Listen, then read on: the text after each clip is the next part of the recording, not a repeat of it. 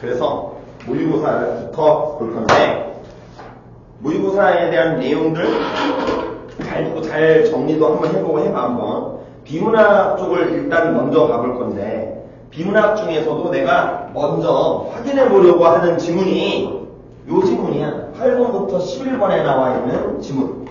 요 8번부터 11번에 나와 있는 이 지문은 계약과 관련된 지문이잖아.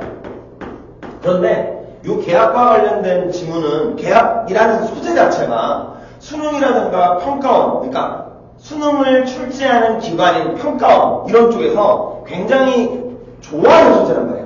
그래서 많이 나왔어. 그러다 보니 일반적으로 고1, 고2에서 보는 교육청 모의고사에서도 요 계약이라는 소재로 지문을 풀어내는 경우들이 꽤나 많았어요, 여태까지. 그런데 여기는 약간 비틀어지.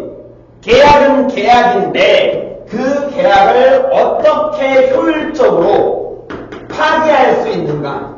효율적 계약 파기와 관련된 내용이잖아. 그래서 지문 내용만 놓고 봤을 때는 계약에 대해서 어느 정도 지식을 가지고 있던 학생들이나 또는 뭐 어떤 사람들이라고 하더라도 지문을 읽다 보면 이게 맞나? 이렇게 보는 게 맞나? 라는 생각이 드는 경우들이 부분 생겨. 게다가 또 문제가 뭐야?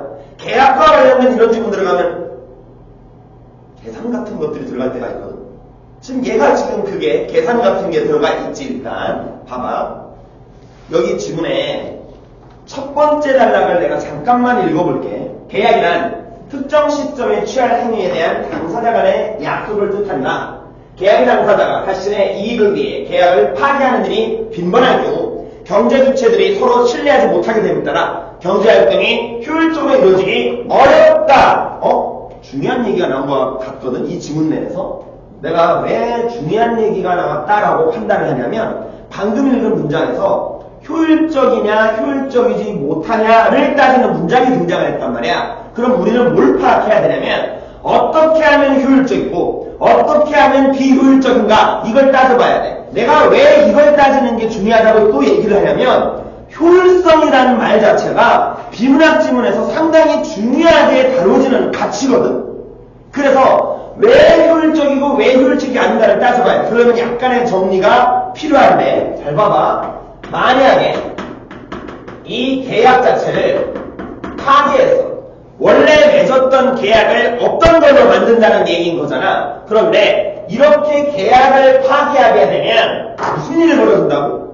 경제 주체들이 서로 신뢰하지 못하게 된다는 얘기잖아. 서로 안 믿게 된다는 얘기잖아. 그러면 서로 안 믿어가면서 행동을 하니까 그러니까 어떻게 된다? 행동 자체가 어떻게 나올 수밖에 없다? 효율적으로 이루어지기 어렵다. 즉 비효율적일 수밖에 없다. 이거지. 그러니까 효율적이냐 효율적이지 않냐는 경제활동 자체가 효율적이냐 이걸 따지는 것이었으며 얘가 효율적이냐 아니냐를 따지는 정확한 기준은 서로 믿느냐 믿지 않느냐 이거였어. 결국에는 됐지? 여기까지. 그리고 이어서 그런데 이를 방지하기 위해서는 자 비문학 지문에서 정말 중요한 거는 지칭하는 말이야. 지시어들이야.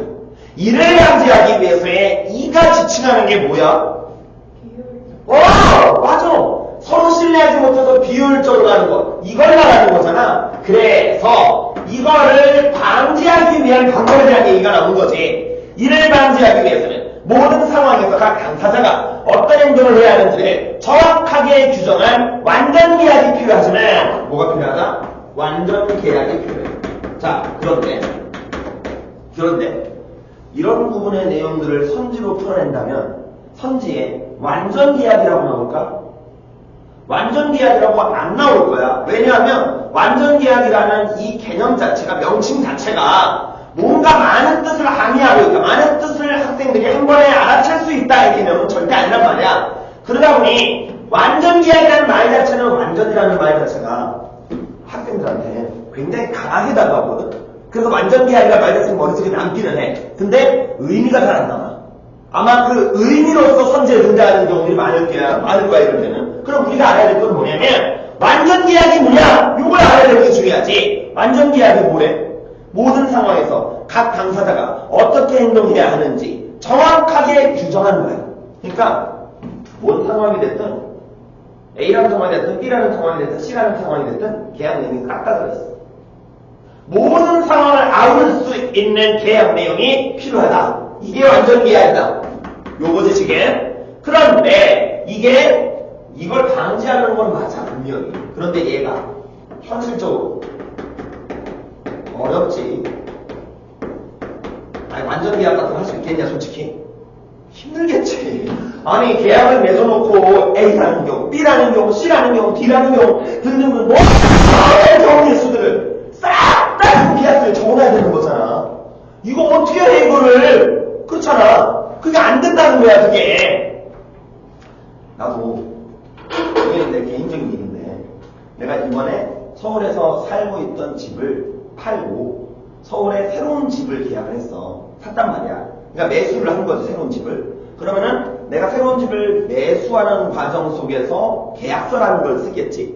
그러면 계약서라는 걸 쓰는데 그 계약서를 쓸 때 아무래도 서울에 집을 산 거니까 어마어마하게 큰 돈들이 오고 가는 거잖아. 그러니까 그 큰 돈들이 오고 가니까 자칫 잘못하면 사기를 당하거나 뭔가 법적인 부분에서 부족한 부분이 생겨가지고 나에게 불리할 수 있는 경우들이 생길 수가 있잖아. 그럼 내가 날릴 수도 있잖아. 이런 걸 방지하기 위해서 온갖 특약사항들이 존재한단 말이야. 특약이라고 하는 것들이 존재해. 그 특약이라는 게 만약의 경우 이러이러한 경우가 생기면 이렇게 한다 저렇게 한다 뭐 이런 거. 그러니까 좀 더 쉽게 얘기하면 계약을 파기했다. 누군가가 파기했을 경우에는 이런 게 있어.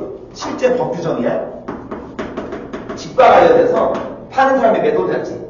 그리고 이것을 사는 사람이 매수자야. 그리고 나서 이 집을 사기 위해서 매수자가 매도자에게 계약편이라는 걸 걸어. 계약편은 보통 집값의 10% 정도가 돼. 부동산 같은 경우에는 매수를 할 때. 근데 만약에 거기 그 써있어. 파기할 경우는 매수자는 계약금을 준 상태에서 매수자가 파기하면 계약금을 돌려받지 못해. 그리고 매도자가 만약에 파기를 해. 계약금을 받아놓고 파기한다? 그러면 계약서에 뭐라고 써있냐면 대배상이라고 써있어. 무슨 말이겠냐? 내가 계약금을 줬는데 일단은 집값 전체를 준 건 아니지. 계약금을 줬는데 매도자가 마음이 변해가지고 야! 나 이 집 안 팔래! 이렇게 하면 계약금만 돌려주면 되는 것이 아니라 계약금의 배액을 배상해요. 그러니까 예를 들어 내가 계약금을 1억을 줬다면 얼마 줘야 되나 이게? 계약 파기하려면 2억을 줘야 된다는 얘기야. 어때? 이런 모든 것들의 내용들이 계약서에 일단 들어가 있어야 하지만 허나 그게 가능해? 이런 경우는 굉장히 많은 경우들이 많은 사례들이 있었기 때문에 이게 계약서에 들어가 있어. 허나 우리가 모르는 예상치 못한 또 다른 사례들, 상황들 얼마든지 나올 수 있잖아. 그치? 근데 그거를 다 집어넣는 건 너무 힘들다는 거야. 이건 어떤 계약이든 다 똑같겠지. 그치? 자, 어쨌든 현실적으로 어렵다는 거야. 그래서 이를 대신하여 정부는 계약법을 제정해 각 당사자가 계약 내용을 충실히 이행하게 함으로써 불안전 계약을 보완하고자 한다. 현실적으로 어렵다라는 점 때문에 이걸 또 보완하는 게 있다라는 거야. 이걸 보완하는 게 또 뭐라는 얘기야? 정부가 제정한 그렇지 계약법이라는 거지. 정부가 계약법이라는 걸 제정해서 완전 계약 자체가 어렵다는 사실 자체를 보완해줘. 즉 계약서에 어떤 상황이 안 써있다고 하더라도 법적으로 커버 가능할 수 있는 범위 내라면 법으로 해결하면 된다. 이런 얘기가 되겠네. 그런데 법률 제도를 경제학적으로 분석하는 법경제학자들은 계약이 파기되는 것이 사회적으로 바람직한 경우가 있다고 본다. 이 경우 이루어지는 계약 파기를 효율적 계약 파기라고 한다. 야, 그런데 문제는 요 계약 파기와 관련하여 누가 밑줄 A에 해당하는 법경제학자들, 경제학을 공부하면서도 동시에 법과 연관지어 공부했다는 얘기일 거 아니야? 이 법경제학자들은 이 계약 파기 자체가 사회적으로 봤을 때 때때로는 바람직하다. 즉 효율적일 때가 있다라고 얘기를 한다는 거야. 그리고 단락이 끝나버렸어. 그럼 이제 무슨 얘기 나오겠어? 바로 법경제학자들이 생각하는 효율적 계약 파기. 이것에 대한 설명이 나오겠지. 그런데 이게 다른 학생들도 고위 학생들 특히 알아둬야 될 것들이 뭐냐면 그러면은 이것만 봤을 때는 앞으로 효율적 계약 파기가 바로 나올 거잖아. 나올 것 같잖아. 근데 경우에 따라서는 효율적 계약 파기라는 개념을 설명하기 전에 학생들이 이 개념을 알려면 필요한 전제들이 있지. 이런 것들이 먼저 나오는 경우들이 고3 지문에는 상당히 많아. 그러다 보니까 학생들이 이미 머릿속에는 효율적 계약 파기 설명 나오나 보다 하고 있는데 딴 얘기 나와버리니까 효율적 계약 파기라는 말을 잊어버리게 돼. 그럼 지문에 집중 못하겠지. 지문 자체가 내용이 머릿속에서 이어지지 않는다는 거야. 그래서 항상 지문을 읽을 때 머릿속에 꼭 기억해둬야 되는 것이 바로 전제 같은 것들이 먼저 나올 수 있다. 본격적으로 말하자는 설명 대신 전제 같은 것들이 먼저 나올 수 있으니 조심해라! 이거란 말이야. 그 다음 두 번째. 조심해야 될 거. 이게 나올 거라고 생각을 해, 분명히. 근데 보면은 이거에 대한 얘기가 아닌 것 같은 얘기가 갑자기 나와버려. 예를 들어 뭔가 상황이나 사건이나 사례 같은 것들을 갑자기 제시해줘버려. 그러면은 학생들은 그 사례나 상황에 대해서 하나의 이야기처럼 스토리처럼 보고 그 스토리에만 집중하지 그걸 또 일로 연결 못 시키는 경우들이 많아. 이런 것도 조심해야 돼. 자, 그러면 잘 봐봐. 조심해야 되는 것 두 가지가 전제들이 나왔을 때 그 전제를 원래 이야기하던 바와 연결짓지 못하니까 조심해라. 요거 하나. 그 다음에 두 번째는 사례나 상황이나 이런 것들이 나왔을 때 사례 상황을 읽다가 거기에 메모리를 해서 원래 이야기하려고 했던 것들을 깜빡해버린다. 여긴 뭘 것 같아?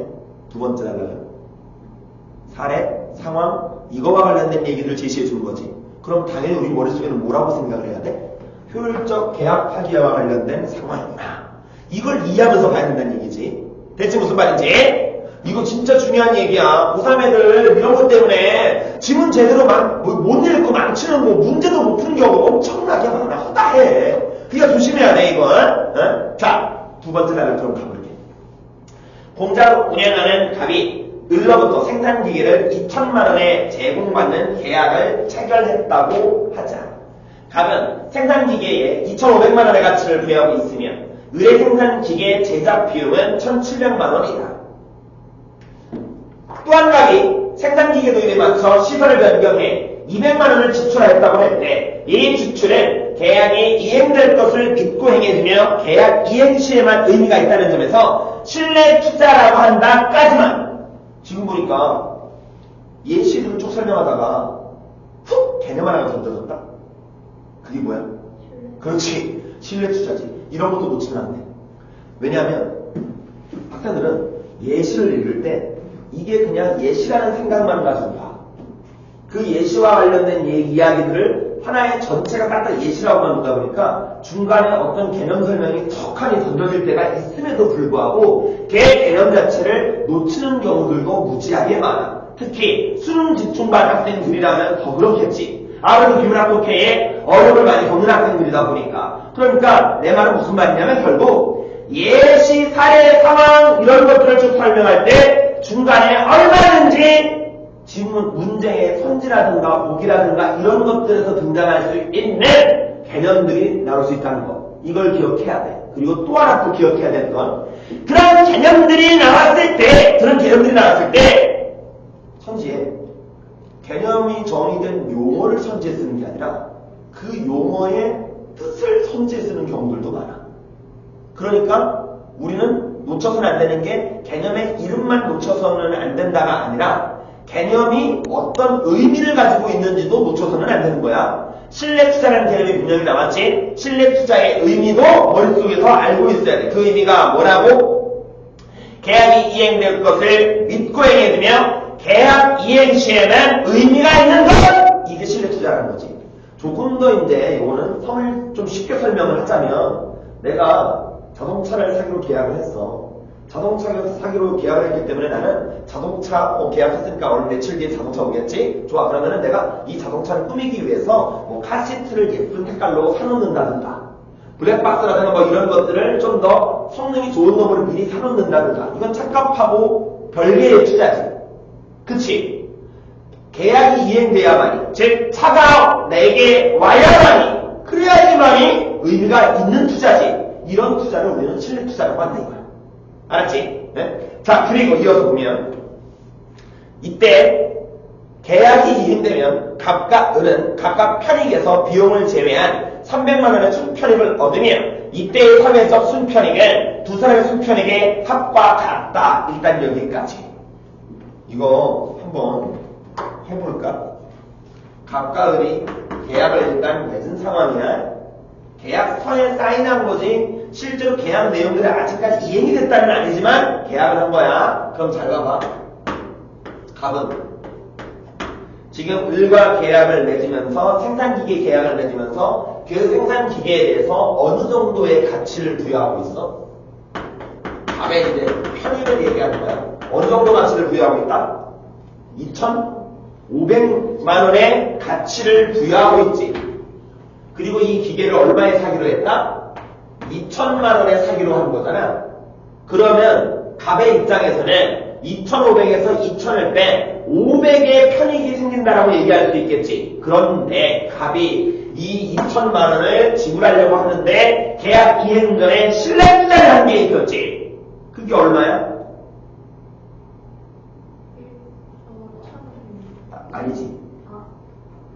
기계도에 맞춰 시선을 변경해서 얼마 투자했어? 200만 원을 투자했으니 200만 원도 빼줘야지. 그래야지 갑의 편익이 제대로 나오겠지. 얼마야? 갑의 편익은 그래서 300만 원이야. 이해했니? 자, 그러면 기계를 만들어 파는 을의 편익을 볼까? 을은 얼마에 팔았어 그러면? 얼마 돈을 받게 될 거야? 2,000만 원에 팔았으니까 2,000만 원에 돈이 들어오겠지. 허나 이 기계를 만드는데 얼마 들었대? 1,700만 원이 들었대. 그러면 을의 편익 나오는 거야. 얼마야? 300만 원이 된다니까. 이해됐니? 자, 그런데 단순하게 갑과 을의 각각의 편익만 신경 써야 되는 건 아니지. 그렇잖아. 어떻게 해야겠어? 사회적 순편익을 계산해야 돼. 사회적 순편익은 어떻게 나온대? 지금 우리가 앞서 계산한 300만 원이라는 이 수치 자체는 각각 개인의 편익이었잖아. 그런데 사회적 순편익은 각각 사회 구성원들의 편익들을 모두 다 합한 것이 사회적 순편익이라고 했단 말이야. 그러면 둘을 더하면 되는 거네. 그래서 얼마 나와? 600이 나온다는 거야. 여기까지 알겠지?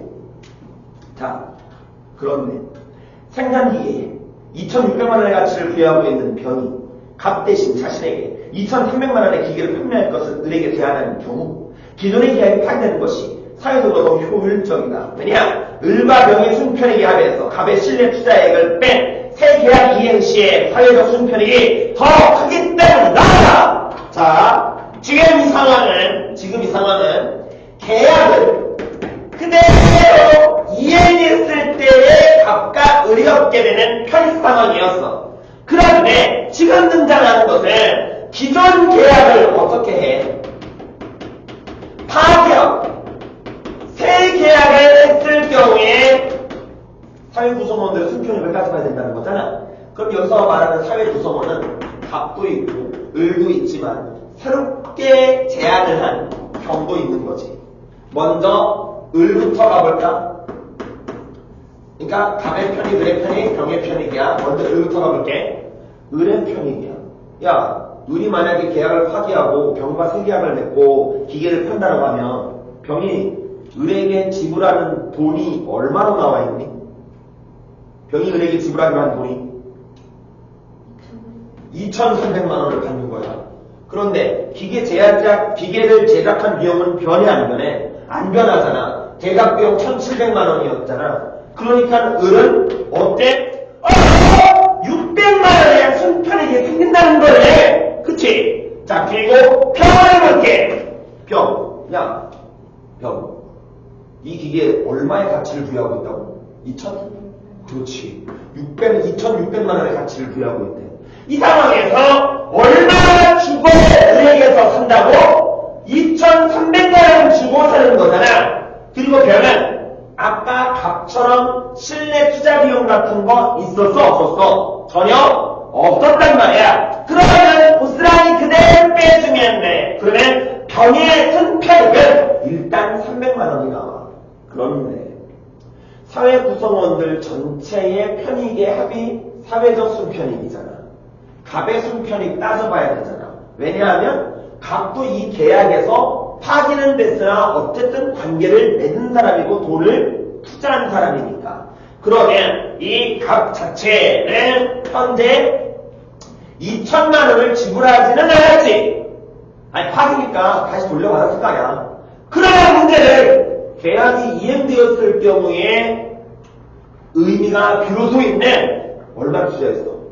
200만 원을 미리 투자해놨지. 실내 투자 비용은 물건을 사고 팔 때 돈을 취소시켜서 다시 받는 거하고는 무관한 돈이지. 그래서 값은 마이너스 200에 손해가 생기는 거야. 그런데 사회적 순편익이 더 커야 효율적 계약 파기라 그랬어. 이거 세 개를 합친 거야. 얼마야? 700이 나와. 그러면 기존의 사회적 순편익보다 100만 원이 더 늘어났으니 이걸 뭐라고 부를 수 있다? 효율적 계약 파기다. 이렇게 얘기할 수 있다는 거야. 이해되는데 무슨 말인지? 효율적 계약 파기라는 거지 이런 상황이. 자, 그리고 나서 이제 다음 단락. 그런데 계약 파기 시에는 대개 손해배상이 수반되며 계약 당사자는 계약 파기에 따라 지불해야 하는 손해배상액이 새로운 계약의 이행에 따른 순편익의 증가분보다 작을 때 계약을 파기할 유인을 갖는다. 요 효율적 계약 파기와 관련하여 실제 계약 당사자들이 계약을 파기할 것이냐 말 것이냐와 관련해서 계약을 파기할 수 있는 조건들이 있다는 거야. 그게 계약 파기 유인이지. 계약 파기 유인은 만약에 계약 파기했을 경우에 손해배상을 해줘야 되는 경우라면 손해배상액이 어떻게 돼야 된다? 손해배상액이 순편익의 새로운 계약을 이행했을 때 증가하는 순편익. 즉, 좀 길게 쓰면 해계약 이행 시 순편익 증가분. 요거지. 증가분은 순편익 증가분보다 어떻게 해야 된다? 작아야지만이 계약을 파기할 것이다. 이런 얘기야. 그럼 자, 이 계약 파기와 관련된 손해배상액과 관련된 얘기가 더 나와. 일반적으로 손해배상은 두 가지 방법으로 이루어지며 같은 상황이더라도 어떤 배상 방법이 채택되어 있는지에 따라 효율적 계약 파기효가 달라질 수 있다. 먼저 기대손실의 원칙에 따른 방법은 손해배상액을 산정하는 방식과 관련돼서 원칙들을 얘기해 주는 거야. 첫 번째 원칙이 기대손실의 원칙이네. 그러면 이 기대손실의 원칙에 따라 손해배상을 해준다면 어떻게 하는 것이냐? 더 읽어보면 뭐라고 되어 있냐면 기대손실 원칙에 따른 방법은 계약을 파기한 시 상대방에게 계약 이행 시 상대방이 얻었을 순편익과 실내 투자액을 배상할 것이다. 계약 파기 시 계약을 파기하기 전에 상대방의 순편익 거기에 뭐까지 배상해? 신뢰, 투자, 비용 이것까지 배상한다. 이게 기대손실의 원칙이다. 그런데 다음으로 신뢰손실의 원칙에 따른 방법은 또 하나의 방법이 있어. 이번에는 신뢰손실의 원칙에 따라서 손해배상을 해주는 거야. 신뢰손실의 원칙에 따른 방법은 계약을 파기한 시 상대방의 재산 수준을 계약이 체결되지 않았을 때의 상태로 회복시켜주는 것이다. 그러니까 요 2천만 원 고스란히 돌려주면 되는 것이고, 그리고 또 어떻게 한다? 요 200만 원 더 쓴 것까지 해준다. 이거잖아. 그래서 따라서 계약이 은행이 지출한 신뢰 투자액 손해배상액이 된다. 아하, 신뢰 투자 비용 요게 손해배상액이 돼버린대. 한마디로 신뢰 손실의 원칙에 따라 손해배상을 했을 경우가 기대손실의 원칙에 따라 손해배상을 했을 경우보다 액수는 더 작겠지. 왜냐면 둘 다 들어있지만 기대손실의 원칙에는 순편익을 더해줘야 되는 것이니까. 그렇다면 이 경우 우리 계약하게 했을 경우 기대손실의 원칙에 따르면 감액이 얼마를 배상해야 돼? 그렇지. 여기 순편익 감액 순편익 300, 그 다음에 신뢰 투자 비용 200 합쳐서 500을 배상해줘야겠지. 그러나 신뢰 손실의 원칙에 따라 배상한다면 무엇만 신뢰 투자 비용에 해당하는 200만 원만 배상해 주면 된다는 거지. 이게 무슨 말인지? 자, 그래서 마지막 단락이야. 한편 여기가 중요하지. 이게 이제 AB와 관련된 문제 같이 있는 게 어렵지. 아마 이거 관련해서 10번 문제가 솔직히 11번 문제보다는 더 어려웠을 거라고 봐. 일단 볼게. 한편 B에 법경제학자들의 주장을 비판하는 학자들에 따르면, 야, 법경제학자들이 주장하는 건 뭐야? 밑줄 A가 법경제였어. 효율적으로 계약 파기할 수 있다 이거야. 그런데 B는 법경제학자들의 주장을 비판한다. 이거를 비판하는 사람들이 B라는 거잖아, 결국. 그치? 비판이라는 건 차이점이 있기 때문에 비판하는 거지. 그치? 하나의 문제 상황에서 10번과 같이 두 입장을 제시해주고 누가 누구를 비판하냐 뭐 이런 식으로 얘기를 하는 문제가 등장을 했다라고 한다면 두 입장의 차이점을 찾는 게 제일 중요해. 그래야 비판이 가능하잖아. 아니 차이점도 모르고 그냥 막 비판하는 걸 그냥 까내는 거지, 욕하는 거지, 싸우자는 거지, 그냥 막 싸우자는 거잖아. 근데 차이를 알고 거기를 공략하면, 약점을 공략하면, 그럼 이건 진짜 진정한 비판이 될 수 있는 거 아니야. 그렇잖아. 그 얘기를 하는 거야. 그래서 보면 B에 법경제학자들의 주장을 비판하는 학자들에 따르면 효율적 계약 파기의 경우 어느 원칙에 따라 손해배상이 이루어지든 계약 파기를 방지하기 위해 과도한 신뢰 투자가 유발될 수 있다는 문제가 있다. 야, 이 사람들이 비판하면서 나온 조건 중에 하나가 과도한 신뢰 투자 비용이 이게 생길 수 있다는 거야. 왜 그럴까? 왜 그럴까? 파기하면 신뢰 투자 비용이 그렇지. 손해배상이기 때문에 그런 거잖아. 만약에 이 계약을 파기했을 때 손해배상액이 크면 클수록 파기를 안 하려고 하겠지. 그런데 그 손해배상액은 무엇과 직접적으로 관련이 있어? 기대손실의 원칙에 따르는, 신뢰손실 원칙에 따르는 신뢰 투자 비용하고 밀접한 관련을 맺고 있잖아. 그러니 이 비용이 커져버리면 손해배상이 또 커져버리니까 어때? 사람들이 파기를 안 할 거라는 얘기야. 그러다 보니 신뢰 투자 비용을 사람들이 어마어마하게 많이 해버려. 쓸데없이 신뢰 투자 비용을 늘리는 경우들이 생긴다 이거야. 그러니까 원활하게 정상적으로 계약 파기 안 하고 그대로 계약이 진행된다면 굳이 이렇게 할 필요가 없는데 계약이 파기될까봐 전전긍긍하면서 돈을 더 들이는 거 아니야. 쓸데없이. 계약이 이행되고 난 다음에 그런 경우도 있을 것 같아. 내가 봤을 땐 계약이 다 이행됐어. 이제 다 내 거가 됐어 완전히. 근데 신뢰 투자 비용을 엄청 많이 해놨어. 그것 때문에 사업하다가 헐떡거릴 수 있는 거 아니야? 그렇잖아. 만약에 그 계약이 사업과 관련된 계약이었었다면 그러니까 문제가 될 수 있다 이거야. 또! 단기적으로는 사회적 순편익이 증가할 수 있지만, 자, 여기에 단기적으로는 일단 사회적 순편익이 증가할 수 있다는 얘기를 했어. 단기적으로는. 그럼 봐봐. 단기가 됐든 장기가 됐건 사회적 순편익이 증가한다는 거는 좋은 거야 안 좋은 거야 일단? 좋은 거잖아. 사회적 순편익이 증가했다는 건 전체 구성원이 평균적으로는 어찌됐든 간에 이익이 많아졌다 이렇게 볼 수 있다라는 거야. 허나 이것도 문제가 있어. 사회적 순편익만을 가지고 좋냐 아니냐를 따지는 거는 구성원들에게 문제가 있을 수 있거든. 지금 이 지문에는 언급된 것은 아니긴 하지만 관련은 맺고 있어서 잠깐만 얘기를 하자면 A라는 대기업이 그리고 그 외에 사회를 구성하고 있는 B, C, D, E와 같은 소규모 기업, 중소기업이 있어. 그런데 같은 대상과 관련된 계약을 통해서 A기업이 플러스 100의 이득을 가져가. 그런데 이 계약이 이루어지게 되면 얘네들한테 각각 마이너스 10의 손해들이 가. 근데 문제는 사회적 순편익은 얼마가 돼? 60이 돼버리는 거야. 60이 돼버리는 거야. 그러니까 내가 이렇게 그 얘기를 안 해. 만약에 이건 반, 이건 이행. 만약에 이행됐을 경우 대기업이 플러스 80, 얘네들이 플러스 10 이렇게 된다고 했을 때, 그리고 파기했을 경우에는 각각의 기업들이 내가 참고 숫자를 바꿀게. 내가 이제 좀 요렇게 30씩 각자 줄어든다고 했을 때 쏘리. 이렇게 하면 안 되겠다, 내가. 이게 아니라, 이게 50. 쏘리. 이게 각각 2. 이렇게 갔다 했을 때.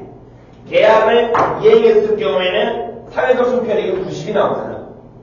그런데 계약을 파기했을 경우에는 사회적 손편익이 92가 나오니까 계약 파기하는 게 더 나은 것처럼 보인단 말이야.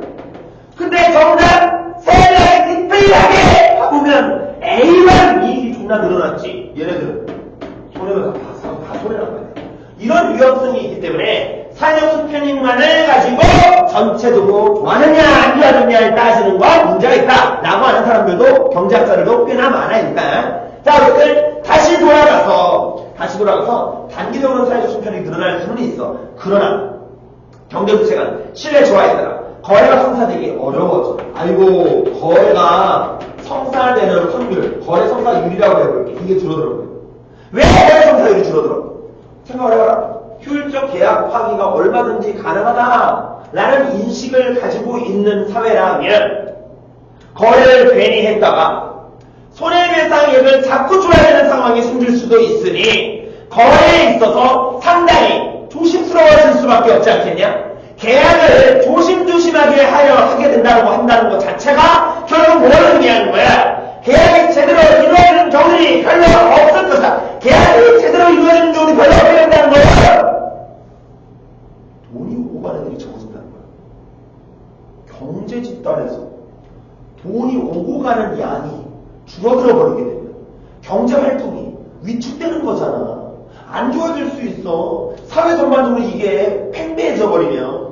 그리고 또 계약 파기에 따른 리스크를 방지하기 위해 불필요한 거래 비용들이 발생할 수도 있다는 거야. 불필요한 거래 비용들이 발생할 수도 있다 이거야. 이게 늘어날 수도 있다 이거야. 이게 뭔 얘기냐면 TPR 같은 걸 할 때 단순하게 그냥 직거래로 부동산 매매업자 이런 거 필요 없이 중개업자 필요 없이 직거래로만 하면 그 가격 그대로 돈 주고 받고만 하면 되잖아. 그런데 부동산 기관은 부동산 중개업자에게도 그 돈을 중개를 해준 것에 대한 돈을 주겠지. 중개업자들한테 그런 돈을 주는 이유는 부동산 중개업자들이 법적으로 최대한 안전하게 계약을 맺을 수 있도록 도와주기 때문이란 말이야. 그런 것이 왜 생겼겠어? 서로 믿지 못하니까 생긴 거 아니야. 그러니까 객관적인 제3자를 통해서 계약하는 관행 같은 것들이 생겨난 거 아니야. 그러면 부동산업자에게 그렇게 중개업자들에게 그런 돈을 준다는 것 자체는 일종의 원래 없었다가 생겨난 비용이니 불필요한 거래 비용이 될 수 있다 이거지. 물론 그렇다고 해서 부동산 중개업자들이 쓸데없는 사람들이다 이건 아니야. 사회적으로 그거 자체가 하나의 제도화되어 있는 상황이니까 지금 현재는 제도화되어 있기 때문에 부동산 중개업자에게 중개비용을 주는 것에 대해서 불필요한 거래 비용이다라고 얘기를 하지는 않아. 하나 부동산 중개업자들에게 수수료를 주기 전과 주지 않고 막 거래를 했었던 시기와 그 이후의 시기를 비교하자면 그 틈에 끼어있는 사람 입장에서는 불필요하게 느낄 수도 있겠지 당연히. 이해됐지 무슨 말인지? 자 그럼 그래서 어떻게 됐나? 사회적 중장기적으로는 이런 것들 때문에 중장기적으로 비효율성이 늘어날 수 있다 이거야. 뭘 하면? 효율적 계약 파기를 하면. 이게 관행이 돼버리면 이거야. 나는 여기서 10번 문제와 11번 문제만 한번 살펴볼 거거든. 10번 문제 한번 봐볼까? 잘 봐봐. 효율적 계약 파기와 관련하여 A와 B의 입장에 대한 반응으로 가장 적절한 것을 이렇게 물어봤어. 먼저 1번.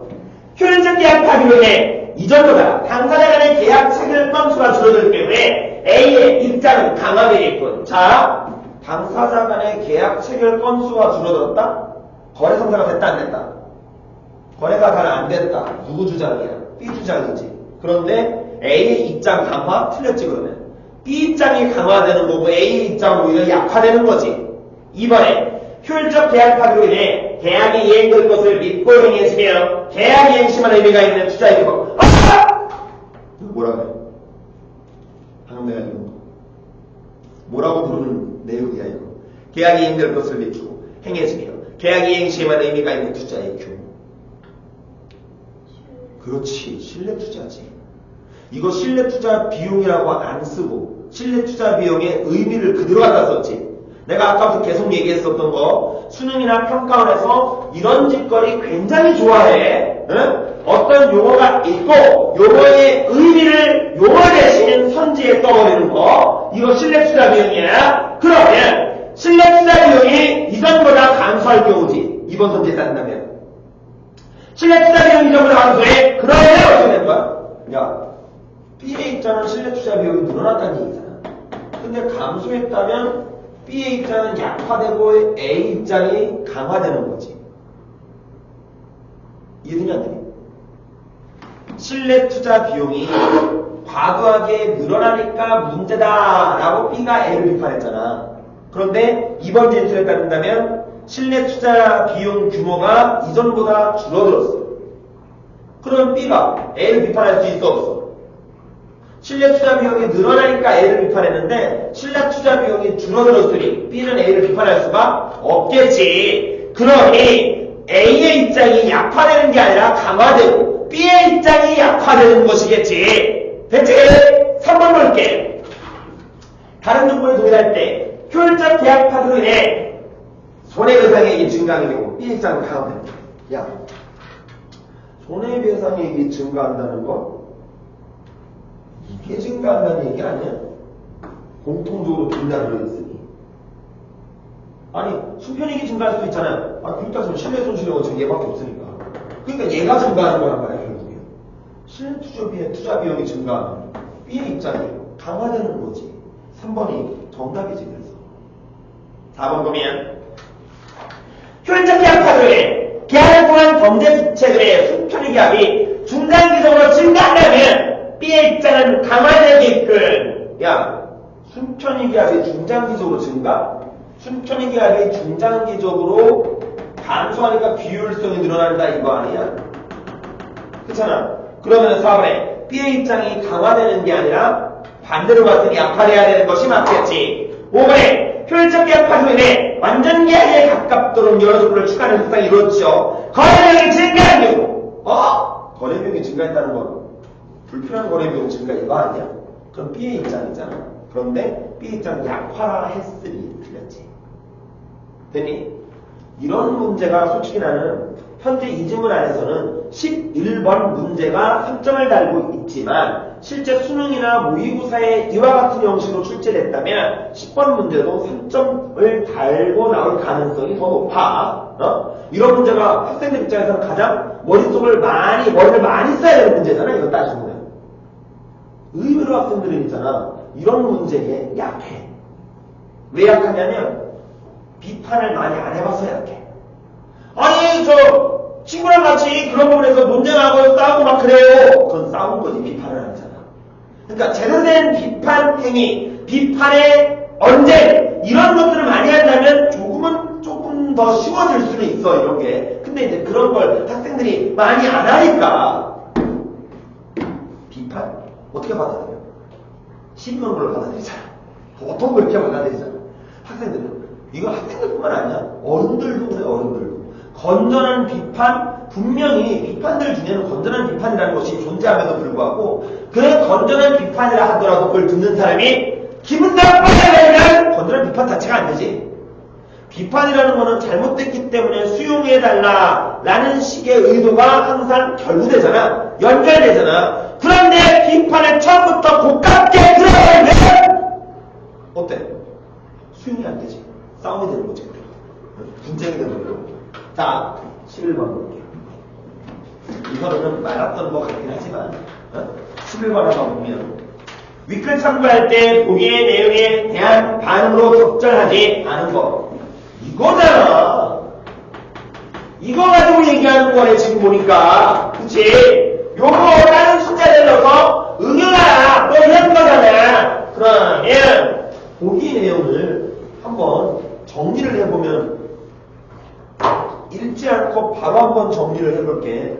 식당 인테리어 업자 B, 식당을 개업하려는 A가 있어. 그러면 둘이 계약을 맺었고 계약을 이행했을 경우에 A와 B의 순편익을 일단 먼저 따져보면 A는 이 인테리어에 얼마의 가치를 부여하고 있다고?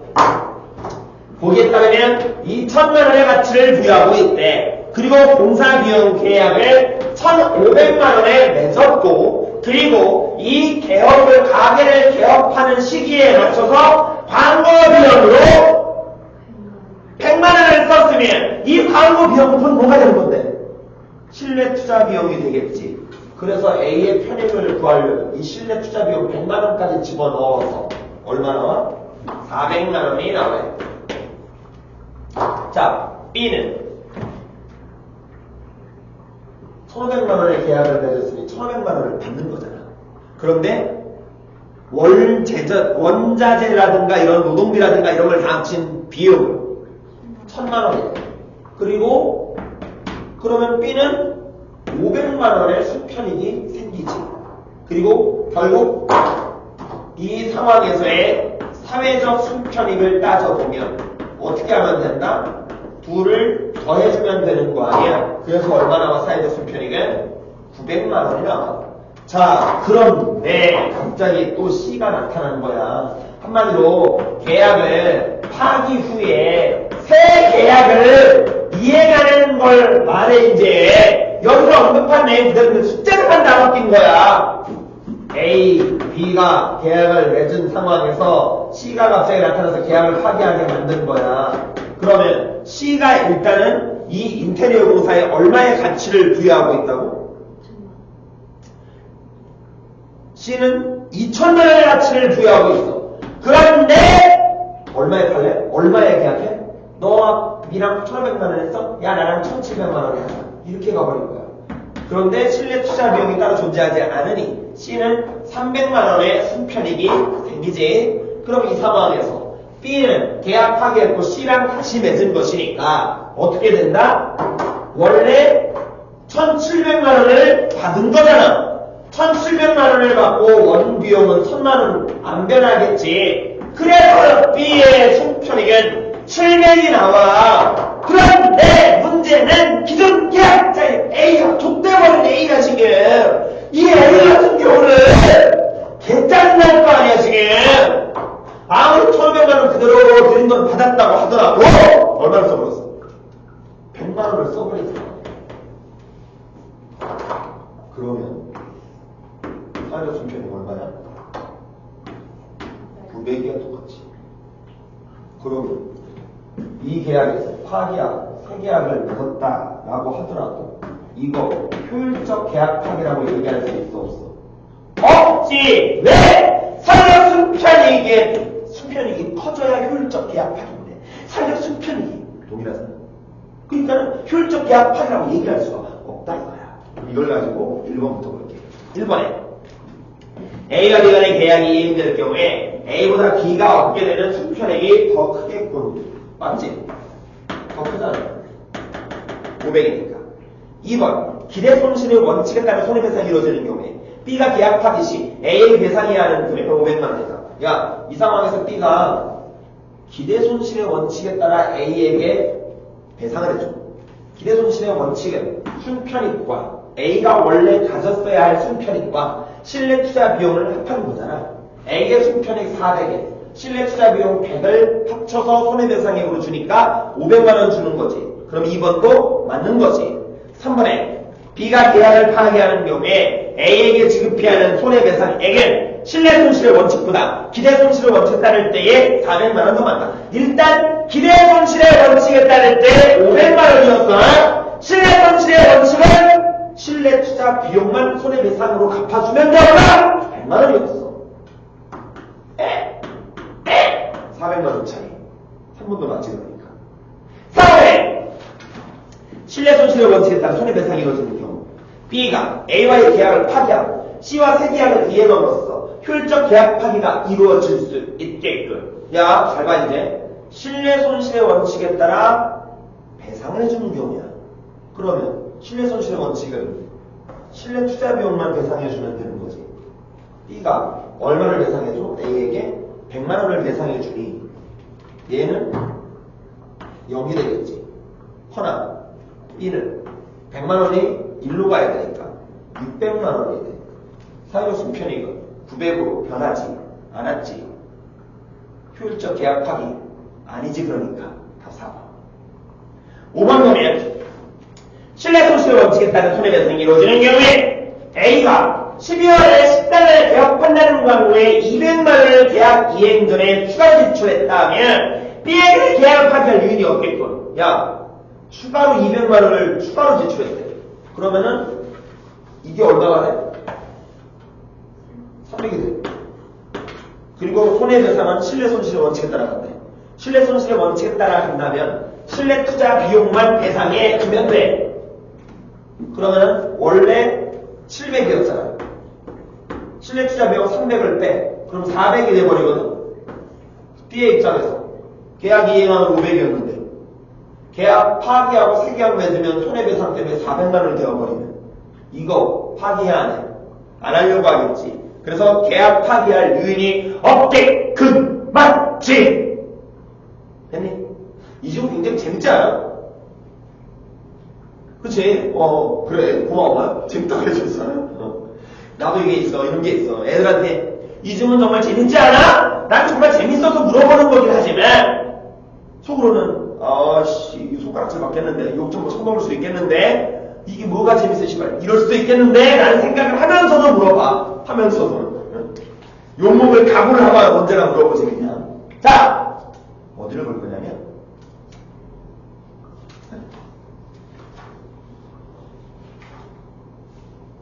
8페이지 정을 썼다. 이 고전소설을 우리가 지난 수업 시간에 했었던 내용에 맞추어서 한번 확인해 보려고 하거든. 이 정을 썬 저는 EBS 교재에 꽤 많이 등장을 했었던 소설이라서 알아두면 조금 더 도움이 될 소설이기도 해. 학생들에게는. 자, 일단 27번의 보기에 이 소설에 대한 정보를 먼저 제공해 주고 있잖아. 그러면 그 정보 제공 내용을 먼저 살짝만 살펴보면 가정소설에 대한 얘기가 나오네. 이거는 솔직히 문학 이론상에서 알아둬야 될 내용들 중에 하나잖아. 무조건 알아둬야 되는 거잖아, 가정소설은. 여기 나오는 거 읽어볼게. 가정소설에서 자주 나타나는 선인각인의 대립구도에서 선인은 상대에게 반격하지 않고 그저 인내하며 선함이 부각되는 반면 악인은 죄 특감 없이 치밀하게 악행을 저지르었어요. 그 악함이 감소된다. 특히 가장에 대사 유지되는 유교적 가족제도 하에서의 서양들이 편한적으로 인물의 성분이나 욕망에서 비롯되지만 근본적으로는 여성의 지위를 서열화한 봉건적 가족제도의 모순에서 기인한다. 기인한다는 건 거기서 유발된다. 그게 원인이 된다. 이런 말이지. 그렇다면 가정소설은 무슨 소설을 보고 가정소설이라고 하는 거야? 이게 중요하잖아. 가정소설에 대해서 보기 안에는 선인과 악인의 대립구도와 관련된 얘기만 했어. 그럼 뭐가 진짜 가정소설이냐? 이게 뭐냐? 안 나온 거야. 뭐 가정소설은 보통 척척간의 갈등 이게 보이면 가정소설이야. 처와 처. 또 부인이 두 명이야. 그래서 가정 내에서 남성 가운데의 중심이 되는 남성의 사랑을 좀 더 쟁취하거나 하기 위해서 시기, 질럿이 질투하고 이런 과정에서 서로 비난하고 희나고 때로는 죽이려고까지 하는 이런 모습을 보여주는 갈등을 보여주는 이런 갈등을 보여주는 소설을 우리는 가정소설이라고 한다. 가장 대표적인 가정소설들 중에 하나가 대표의 대자야. 우리가 잘 알고 있는 사신함정비. 김만중의 사신함정비. 이거 잘 알잖아. 사씨와 교씨의 둘의 싸움 나오는 그거야 지금. 여기 정을 썬 점도 기본적으로는 가정소설이기도 하지만 이거 영웅소설이기도 해. 정을선이라고 하는 이 사람 자체가 전쟁에 나가서 승리를 거두가는 이런 모습들 때문에 영웅소설 계열로도 포함시켜서 얘기할 수도 있어요. 이해됐지 무슨 말인지? 자, 헌데 지금 일단 정을선전에선 가정소설에만 포인트를 두고 얘기를 하고 있어. 자, 이제 중요한 건 인물들에 대한 얘기야. 인물들. 인물들에 대한 얘기가 정리가 돼야 소설을 결국 이해할 수 있다고 했었잖아. 내가 눈에 얘기를 했었던 바지만 고전 소설에 등장하는 인물의 숫자는 현대 소설에 등장하는 지문상에서 인물의 숫자보다 조금 더 많은 경우들이 많다고 했어요. 그러다 보니까 학생들이 굉장히 헷갈린다고 했지. 그리고 또 하나 헷갈리는 가장 결정적인 이유는 이 사람을 지칭하는 명칭이 한 개가 아니라는 것. 그래서 우리 과제에 마지막 부분에 김원전이 있었을 거야. 소설 김원전이라고 있었는데 그 김원전이라는 그 소설에서 정리가 쉽지는 않았을 거라는 생각은 들어. 정리가 쉽지는 않았을 거라는 생각이 든다고. 그 김원전만큼이나 얘도 조금은 정리가 쉽지 않을 수가 있다는 거지. 예? 근데 미선 니꺼에 대한 내가 지적해버렸어. 어렵다 이렇게 되어 있는 것 같아서 그거 보고 참고해. 예? 자, 어쨌든 그럼 이거 점을선들을 봐. 한번 볼게. 한번 빠르게 볼게. 어렵지는 어려운 쉬웠니? 시간 없어가지고 찍었어요. 일단 봐볼게. 앞부분 줄거리. 생산점을서는 생산점을서. 야, 소설 제목이 점을선 절이니까 승산점을선 얘가 주인공일 거 아니야. 뭐 동그라미 쳐보자. 이 사람은. 자, 서용이 쳐들어오다 원수가 되어 전장에 나가 승리한다. 아, 승상점을선 같은 원수라는 명칭으로 불릴 수 있다는 거 아니야? 이때 승상의 둘째 부인 정렬부인 조부인은 임신한 첫째 부인인 축렬부인 유부인을 아이고. 자, 첫째 부인이 그리고 둘째 부인이 있다는 거잖아. 그치? 첫째 부인과 둘째 부인이 있는데 첫째 부인은 이렇게 못한 거야. 네모로. 그 다음에 둘째 부인은 얘가 나쁜 년이잖아. 그치? 나쁜 년이니까 둥글둥글 뭐 안정적인 네모 말고 날카롭게 세모 뾰족하게 이렇게 한번 가볼게. 나쁜 기집애. 자, 그리고 이제 봐. 한마디로 생각이 없는 사이에 둘째 부인 정렬부인 조부인은 임신한 첫째 부인인 축렬부인 유부인을 시기하여 개교를 꾸며 해치려 하지만 유부인은 하녀 금성과 월대의 도움으로 옥에서 탈출한다. 아하. 첫째 부인 유부인, 둘째 부인 조부인. 이렇게 일단은 얘네가 다 네모 세모라는 얘기겠지. 그래서 1일은 하루는 원수는 동갑이지. 그러니까 원수가 일몽 꿈을 꾸니 이 말이지. 축렬부인 첫째 부인이잖아. 첫째 부인 축렬부인 이거 네모야. 그래서 축렬부인은 칼을 쓰고 장막 안에 들어와 있는데, 야, 칼이 뭐야, 칼? 이거, 죄인들이 이렇게, 감옥에 이렇게 있으면, 이 목에, 이렇게 동그랗게, 이렇게 하면, 요거잖아요, 요거 칼이라고 하잖아, 지금. 네? 이 칼을 쓰고, 장막 안에 들어와 있는데, 칼이 또 장막 안에 들어왔대? 야, 원수 어디 있는데? 전쟁터에 있잖아. 전쟁터에 있는 장막 안에 들어왔단 말이야. 물론 꿈이야. 나 누구야?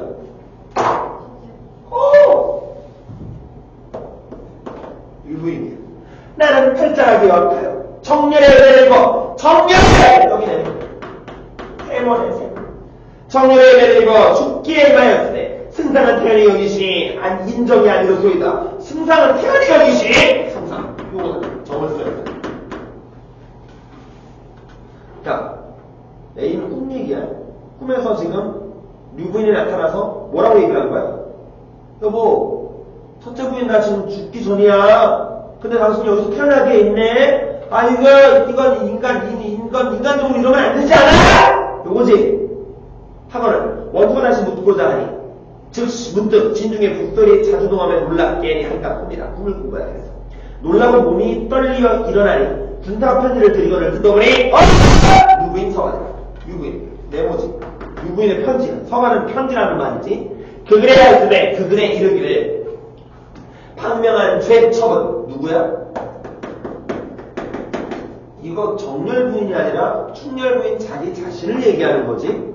자기를 일부러 낮춰서 정을선에게 얘기하는 거잖아. 방명한이라는 말에 운이 없는 이라는 뜻이고, 운이 없는 방명한 죄척은 두 번 전하고 상공 휘하여 이르는 상공! 이거 정을선이지. 남편이 높은 벼슬아이치일 때 높여 부르는 말이잖아. 상공께 올리나이다. 첩의 죄에 심중하여 깊어서 세상을 버린 지 3년 만에 장군의 늙은 사람을 싸우니 장군! 누구야? 이거 정은선이야. 봐봐. 지금 정은선 부르는 말 어마어마해. 싹 다 다른 데처럼 착각하면 안 된다는 거야. 그러니까. 아니, 전쟁 중에 나가서 지휘를 하고 있으니 장군이라고 불러도 되는 거잖아. 그래서 장군의 덕을 입어 살아났으니 환생지덕을 만분일이나 갚을까 말았더니, 환생지덕은 내가 환생한 것에 대한 은혜를, 덕을 만분의 일이라도 갚을까 말았는데 남은 재앙이 아직 다하지 못하여 지금 옥에 갇혀 거의 죽게 되었으니, 내가 원래 운이 없는 애가 재앙이 좀 있는 여자였어. 그런데 나를 구해준 거야. 누가? 정을선이. 그래서 내 제약이 다 된 줄 알았더니 아직도 남은 게 있어가지고 정을선 당신이 전쟁터에 나간 사이에 나 이렇게 감옥에 갇혔다 이거잖아. 그래서 보면 제약이 아직 다 하지 못하여 지금 옥에 갇혀 거의 죽게 되었으니 방명한 첩이 죽기는 서럽지 이 말이겠지. 죽기는 서럽지 아니하네. 백두개 회육이 첩에 세상에 나지 못하고 임신 중이네. 그래서 한 가지로 죽사오니, 한 가지로가 무슨 말이야 그랬어? 고전 산문이나 고전 시가에 한 가지로라는 말이 꽤 많이 나와. 무슨 말이야 그랬어? 자기 가정, 함께. 네? 알아들어가고 함께. 여기 봐봐. 뱃속에 애가 있는 상황에서 지금 한 가지로 죽사오니, 함께 죽사오니 이거야. 뱃속에 아이와 함께. 이해됐지? 한 가지로 죽사오니. 안 보지? 찾았어? 못 찾았지? 한 가지로 죽사오니. 한 가지가 끝쪽에 있어. 대사의 끝쪽에. 하나, 둘, 셋, 넷, 다섯, 여섯 번째 줄 끝에. 끝부분. 한 가지로 죽사오니. 지하이가 조상을 낳지었고 또 장군을 많이 전장에 보내고 성공하여 수위 쉽게 이 말이야 돌아옴을 기다리었더니 장군을 내서 배우지 못하고 죽사오니 눈을 감지 못할지라. 원한이 있어서 눈을 못 감겠다 죽더라도 이거 아니야. 바라보는 상공은 빤송강아지다가 지하로 오시면 될까 안 된다. 이거 거의 유언이나 다름없는 거잖아. 나 아무리 생각해도 죽을 것 같아. 나 죽으면 당신 죽고 난 이후에나 우리 봅시다. 이거 아니야 저승에서. 그리고 중략 다음 원수 정을 쓴 이에 홀로 청총말을 책쳐 사흘 만에 황성에 득달하더라. 이런 문장들 이해 못하면 안 되지. 그치? 청총 마니까 말이야. 이 말을 책처는 채찍질을 해서 사흘 만에 황자 있는 성 도읍지라 되겠지. 이쪽으로 도달했다 이거야. 그리고 차시 이때 조부인이 세모네 다시 형구를 베풀고 월매를 잡아내어 형틀에 올려 매고 어미 벌을 주며 유부인에 간 곳을 묻되 야 월매를 붙들어다가 뭐 했다는 거야 지금? 야 벌 주면서 고문시키는 거야. 유부인 어딨어? 너 유부인 어디 간지 알지? 하면서 고문시킨다는 거잖아. 이런 걸로 봤을 때 월매는 유부인의 시녀 하녀 정도 되는 것 같아. 그치? 자 그래서 그런데 월매 끝내 승복하지 않냐고! 끝내 승복하지 않았어. 월매는 자 월매도 한번 표시를 해볼게. 월매는 내가 이렇게 표시해. 응? 자, 그러니까 승복하지 아니하고 죽기를 재촉한다는 얘기는 유부인이 어디 있는지 말했다 안 했다? 안 했다는 거야. 아마 이런 표현으로 봤을 때 월매는 현재 유부인이 어디에 있는지 알고 있다는 거지. 그래서 조부인이 치다 못해. 조부인이 계속 고문하다 못해. 그치고 정실의 자리를 노린 개교가 차후에 혹 탄로날까 겁내어 가만히 손으로 월매의 목을 내어 두어 거의 죽게 되었더니 이게 무슨 말이야? 조부인은 몇 번째 부인이야? 두 번째 부인이야. 그러다 보니까 정실의 자리를 탐했다라는 것은 첫 번째 부인의 자리를 탐했다 이거지. 그래서 개교를 부려서 누부인을 위험에 빠뜨렸다는 얘기 아니야. 그런데 나중에 이게 탈로할까 두려웠다는 거지. 그러면 이 개교를 써서 지금 현재 악행을 둘째 분이 벌이고 있다는 걸 월매가 알고 있으니까 원래 목절나서 어떻게 하려고? 수건으로 원래 목을 매서 죽게 두었어. 거의. 완전히 죽은 건 아니야. 거의. 그런데 뜻밖의 승상이, 아이고, 승상 나왔어. 승상 왜 들어왔어? 류부인의 편지 받고 놀래서 전쟁에서 승리하고 돌아온 거야. 일단 빨리 혼자만 돌아온 거야.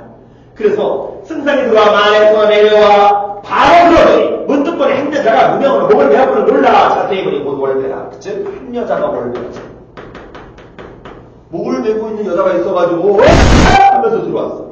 그래서 바삐 끌어놓고 살펴보니, 그러니까 끌어놓고 나온 건 목을 맸던 걸 풀러놓고 이 말이겠지. 풀러놓고 살펴보니 몸에 유혈이 남자하여 정신을 모르는지라. 아이고 월배가 정신을 잃은 상황이야. 몸에 피가 남자한 상태에서 즉시 약을 흘려넣으니 이윽고 정신을 차려 눈물을 흘리며 인사를 차리지 못하니. 그러니까 정신을 차렸어 일단. 근데 눈물을 흘려 인사를 차리지 못했다는 건 이 정을선을 월배가 보고 그동안 복받쳤던 서러움이라든가 고생했던 거라든가 이런 걸로 인해 또 정신을 못 차린다고. 또 인사를 못 차린다고 돼 있잖아. 또 정신을 못 차려. 승상이 불쌍히 여겨서 약물로 다시 구해주네. 쾌히 정신을 진정하고 드디어 정신이 진정됐어. 승상이 연고를 자세히 부르니. 연고가 뭐야? 어? 연고를 자세히 부르니. 연고가 무슨 뜻이냐고. 이 단어의 뜻이. 이유.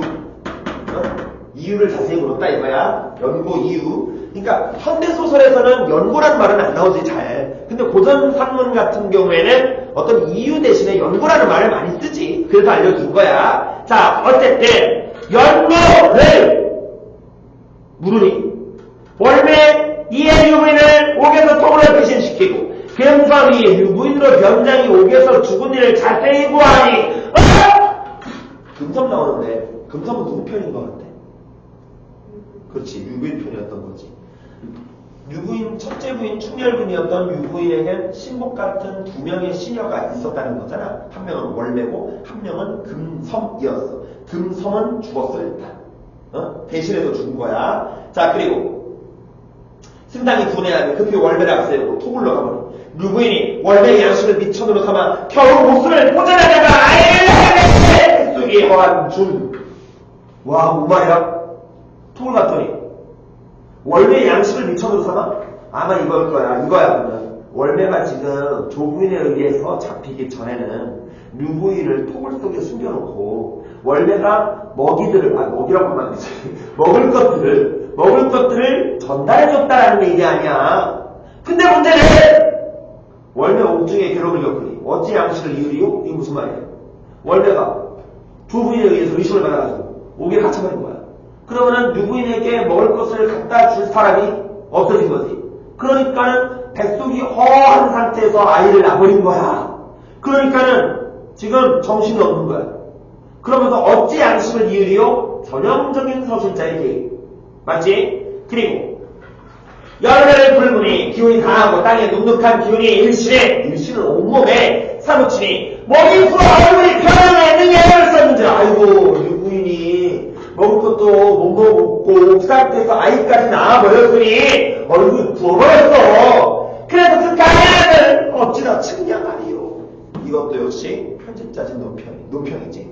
그 가련함을 어찌 비교할 수 있겠는가? 이런 거잖아. 자, 그리고 야, 이거 관련해서 솔직히 23번에 5번 서술자가 개입하여 인물의 처지에 대한 친정적 동조 방금 읽었었던 것들이지. 그치? 이런 걸 서술자의 개입이라고 하니까. 그리고 이어서 보면 자, 아이와 부인을 월매에게 보아라 하고 내당에 들어가 왕비를 배우니. 자, 왕비가 나왔거든. 왕비도 계속 나와 지금부터. 그래서 왕비는 이렇게 날카롭게 표시할게. 세모를 엎어놓고. 왜냐하면 왕비 멍청한 기집애였거든 이 사람들. 응? 그래서 세모로 간 거예요. 자, 왕비를 배우니 왕비 크게 반겨 승상의 손을 잡고 와. 만일 전자가 대복을 세우고 무사히 돌아오니 노모의 마음이 즐겁게 측량한 거다. 노모는 늙은 엄마야. 누구야? 그게 누군데? 왕비. 그러면 노모가 왕비면 정을선은 승상이야. 근데 왕비야. 그럼 정을선은 왕의 아들이야? 아니.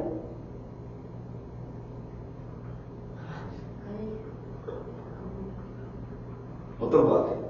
아닐 것 같아. 분명히 얘네들이 지금 다 모여있는 현재 이 장소는 황성이라고 표현되어 있거든. 황성은 누가 사는 곳이야? 귀족 왕. 정확하게 얘기하면 황성이니까 황제가 있는 곳이겠지 당연히. 그러니까 수도겠지. 이 나라의 중국 배경이니까. 그럼 황제가 제일 위야. 왕. 이제 이게 중국 역사를 조금 많이 알면 도움이 많이 되거든. 중국 역사를 알면 도움이 되는데 중국의 역사를 모르고 그냥 이렇게만 보게 되면은 자꾸 헷갈려. 이게 춘추전국 시대, 중국의 아주 오랜 옛날 춘추전국 시대부터 이제 요거를 좀 이해를 해야 되는데, 춘추전국 시대는 중국이 이제 우리나라니까 이렇게 해서 우리나라 빼고 있을 때 말 그대로 여러 나라들이 이렇게 엄청 갈려가지고 서로 막 엄청나게 싸웠던 시기를 춘추전국 시기라고 하잖아. 이 춘추전국 시대에도 그래도 메인 되는 국가가 하나 있었어. 메인 국가는 다른 나라들도 어찌어찌 하지 못하는 메인 국가가 있었어. 그게 주나라라는 국가야. 그래서 주나라라는 이 국가는 황제가 있는데 이 황제가 전체 나라들을 통솔할 수가 없으니 각 나라를 통솔할 수 있게 친척이 됐건 돈 많은 귀족이 됐건 그런 사람들을 그 지역에서 오랫동안 살아왔던 사람이 됐건 그런 사람들을 그 나라들의 왕으로 삼았어. 그 나라들의 왕으로 삼았어. 이런 문화가 지속되면서 진나라가 통일하고 그 이후에 뭐 수나라, 당나라, 한나라, 송나라, 원나라 뭐 이렇게 쭉 있었잖아. 여기 전체를 다스리는 건 언제나 황제였어. 그런데 중간중간에 어떤 고을들을 다스리는 사람이라든가 황제의 친한 누군가에 대해서는 왕의 호칭을 부여해줬어. 조선의 황제는 아니었지. 왕이었었잖아. 명나라가 붙여준 친모가 왕이었었으니까. 그러니까 조선은 중국 밑에 나라가 돼버렸었던 거지. 과거에. 마찬가지야. 지금 여기도 황제는 따로 있고 이 왕비라고 한 것으로 보아 정을선의 아버지 자체가 황제로부터 공을 인정받아서 왕의 칭호를 부여받았던 거야. 그래서 엄마가 왕비라고 얘기가 될 수 있었다는 거지. 이해됐지? 무슨 말인지? 황제는 아니라는 거야, 한마디로. 우리가 생각하는 그 왕비는 아닌 거야, 쉽게 얘기하면. 자, 계속 볼게. 그래서 너의 마음이 즐겁기 측량없도다. 그러나 네 출자로 여기 네가 누군데? 원충. 이거지. 정을선이지. 아들이니까 너라고 부를 수 있는 거 아니야? 간에 불측한 일이 있으니 그 통하는 말을 없으나 형언하리요. 형언하리요는 표현하리요 이 말이잖아. 불측한 일은 간에 불측한 일이 뭔데? 부인들끼리 싸워가지고 유부인이 시기를 피해가지고 그럼 이런 거 하고 충렬 부인의 자초지정을 말하니 충렬 부인 승상이 고발 말하기를 모친의 마음은 진정없어서 모친은 노모 마음 진정없어서 처음에는 충렬의 방에 여기서는 이제 아예 충렬 이렇게 말하네. 요거는 첫째 부인 충렬 부인 유부인 충렬 부인이 간남자 있음을 어찌하셨습니까? 밑줄 B로 보아 충렬 부인이 모함을 얻은 내용이 아마 그거네. 다른 남자와 같이 하루를 보냈네. 그러면 여자가 그걸 거 아니야. 이런 모함을 받았다는 거 아니야. 그래서 그 충렬의 방에 남자 있다는 거 이거 어떻게 하셨습니까? 노모의 사촌 복록이 와서 일일이 하기로 하는구나. 그러니까 노모 왕비의 사촌 복록이라는 자가 이걸 알려줬대. 승상이 크게 노해서 복록을 찾으니 복록이 관계가 발각될까 두려워 벌써 도주해버렸어. 그러니까 복록은 도망간 거야. 승상이 외남이라서 형부를 찾아놓고 형부는 형부를 주기 위한 도구들이야. 일종의 고문도구 같은 것들일 수도 있어. 이 형부를 찾아놓고 옥조를 잡아들여 국문은 이제 직접 신문하는 거지. 옥조를 애기 물어. 너희의 옥중에 좋은 시신이 순결분이 안들 없지 않았으며 그 말 누구에게 아니느냐. 감추지 말고 바른대로 하라. 야 이거야 이거. 야 니들 옥중에 죽은 시신이 있었는데 그거 충혈분이 아닌 거 어떻게 알았어? 라고 물어본 거야. 누가 죽었어 대신? 금섬이 죽었지. 월매 말고 아까 죽었다는 금섬 대신 죽은 거야. 하는 소리 우리 같으니 옥졸들이 황급하여 놀래서 보아기를. 소인등이 어찌 알았으리 아까만은 연습할 때문에 얼굴과 손길이 곱지 못하여 부인과 사람을 소인등이 의심하여 서로 말할 적에 이제 신 연습 닦고 뭐 하고 하잖아. 그 신 연습할 때 손이 안 고우는 거야. 거칠거칠한 거야. 야, 이런 왕중이나 귀족 같은 이런 사람들 손은 거칠지는 않을 거 아니야. 근데 거칠었다라는 거지. 그래서 의심했다라는 거야. 그런데 정렬부인 시비인 금년이가 이번에는 또 다른 여자 시비 금년은 누구 편? 둘째 부인 조부인 편이야. 조부인 편이야. 여기서 정렬이라고 나왔잖아. 정렬의 시비 금년이 마침 지나가 듣고 묻기에 소인이 친분의 얽매이어 말했다가 즉 친분 때문에 금년이 물어봐가지고 이거 이 여자 충렬부인 아닌 것 같아 라고 얘기를 했다는 거야. 그래서 행여 누가 치마야 탐구했을 뿐이에요. 후회는 하지 못하냐. 그러니까 옥절들은 이거야. 아니 저 금섬이 와가지고 금년이가 와가지고 이거 누구냐 확인했냐 물어보길래 친분이 금년이랑 친분이 있어가지고 손 보니까 금년이 아닌 것 같은데 라고만 얘기해줬다 이거야. 대신 금년은 딴 데 가서 절대 얘기하지 마 이렇게 얘기했다는 거야. 자 그리고 승장이 듣기를 마치고 대화에 크게 놀라서 칼을 빼어 책상을 치며 좌우를 꾸짖어 금년을 바퀴 잡아들이라 호령하니 노복등이 노비들 밑에 있는 애들이 황혼을 가만히서 금년의 숲이 잡아와 침대 아래에 꿀리니 승장이 큰 소리로 묻기를 자 꿀려놓고 여기 물어봐. 너는 옥졸의 말을 듣고 누에게 누구에게 말을 해? 옥졸에게 이 여자 충렬 부인이 아닌 것 같다는 말을 듣고 누구에게 말했느냐는 거야. 그랬더니 금년이 혼백이 터질 정도로 놀라서 아래들 청렬 부인이 그물을 많이 주어 개그를 가르쳐 줬나이다. 아이고 이거 땄다. 둘째 부인 청렬 부인이 시켰다 얘기하는 거 아니야. 남복을 입고 남자 옷을 입고 충렬 부인 침소에 들어가 병풍 뒤에 숨었던 일과 야 남장에서 들어간 애가 누구야? 금년이었어. 또 정렬분이 거듭 변든치 하면 충렬분이 놀라 문병하고 탕액을 갈아들여 밤이 깊도록 구변하시니 아이고 충렬분이 착하네. 정렬부인이 아픈 척하고 있으니 충렬분이 정렬부인 방까지 와가지고 병구안을 해줬대. 그런데 정렬분이 병이 잠깐 났다 하고 충렬분에게 그만 침소로 가소서 하니 충렬분이 마지못할 침실로 돌아가신 후 조부인이 복록을 청하여 그분을 주고 왕비 침전에 두세 번 참소하던 말에 자초지종을 낱낱이 구하니 이게 무슨 말이야? 자, 충렬부인이 방으로 돌아갔을 때 그 사이에 조부인은 계략을 다 꾸며놔서 방 안에 누구를 대기시켰다는 거야? 남자 옷을 입은 금년이를 대기시킨 거야.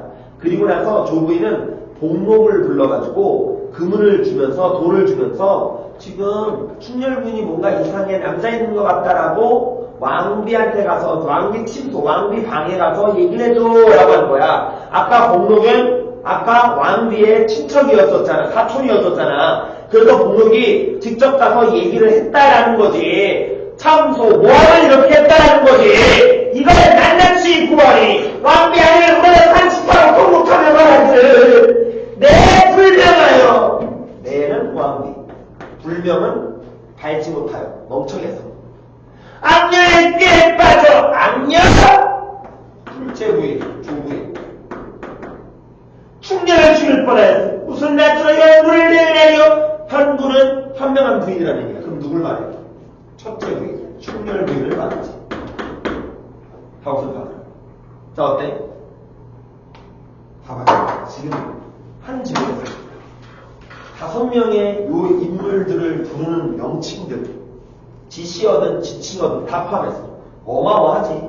응? 고전소설이 이래서 어려운 거야. 그래서 인물들이 어떤 인물들인지 또는 동일한 인물들인지 이렇게 기호를 표시해 나가면서 연습하는 과정 자체가 그래서 필요하다라고 얘기를 하는 거고 어려운 소설일수록 고3 올라가면 더 심해져. 이제 더 심해지니까 요거 잘 문장들 읽어보고 뭐하고 연습들을 많이 하라는 얘기야. 뭐 문제를 풀려 27번에 1번 문제를 한번 봐볼게. 27번에 1번 선지 1번 문제가 아니라 27번에 1번 선지 류부인이 승상의 꿈에서 마찬가지로 승상에게 보낸 편지에서 악행을 가한 상대에 관한 언급이 없었던 데서 상대를 반격하지 않고 인내하는 유변의 선함이 부각되고 있다라고 했는데 유변은 분명히 선함인데 그치? 선함이 그리고 유구인이 보냈던 편지의 내용에는 악한 상대에 대한 언급이 없었대. 있었어 없었어?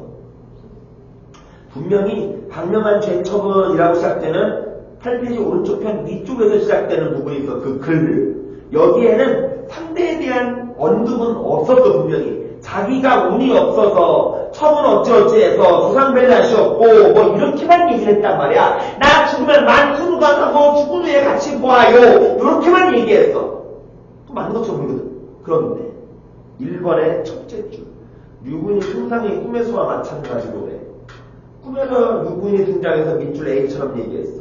나는 팔자가 기박하여 정렬의 은혜를 입어 죽게 임하였으니 자기를 가해한 인물을 직접 언급하고 있네. 누구? 정렬의 은혜를 입었다고 하잖아. 그러니까 뭐가 틀렸어? 꿈에서와 마찬가지인 거 틀렸지.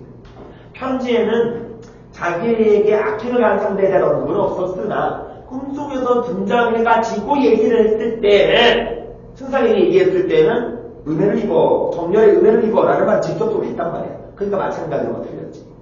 그렇지? 이런 것들은 찾기가 생각만큼 쉽지는 않지. 학생들 입장에서는 어려워 보일 수 있는 문제이기도 하고.